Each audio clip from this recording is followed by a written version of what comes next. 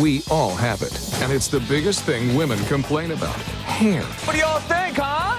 But what does your hair say about your health? It can lead to depression, it can lead to mood swings. From mental to medical.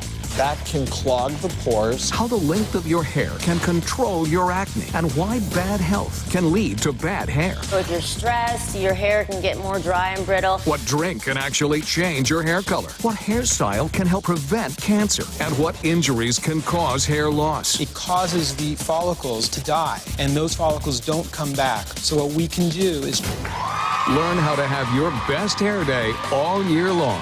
Say goodbye to the frizz, the flat, the flyaways, and those awful split ends. Today on an all-new episode of The Doctors. Let's move on to an email we received from Karen in Salem, Oregon, who has a question about hair loss. She writes, I always hear about men losing their hair and getting hair transplants, but is it a common procedure for women too? Joining us now is Dr. Marc Dauer, a top hair restoration surgeon, and his patient, Lynn. Welcome. Thank you. So obviously the answer is yes. Because, of course it is. Because women are losing their hair, not always for the same reasons that men are, but they lose their hair. In her case, she had a facelift where they removed hair, so her sideburns moved. She was missing part of her scalp. Well, and that's one of the great indications to put hair back.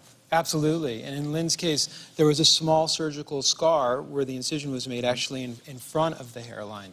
So it not only caused hair loss in that area, but you could see that scar there as well. That is a significant amount of hair loss for someone. I mean, you really were missing that the sideburn was gone. Gone, totally. Can I take a look? Yep. And so you use microfollicular units, right? Each individual hair you probably took from the back, right? Exactly. And put each one in individually. And it happens not only in facelift procedures, but in any procedure or injury that causes a scar, in many cases causes the follicles that are present in that area to die. And those follicles don't come back. So if you're someone at home and you have issues with hair loss, whatever it may be, what other conditions would this work for? Well, there's a number of reasons why women will approach hair restoration surgery. Obviously, Lynn's case, post-surgical hair loss is a very common one.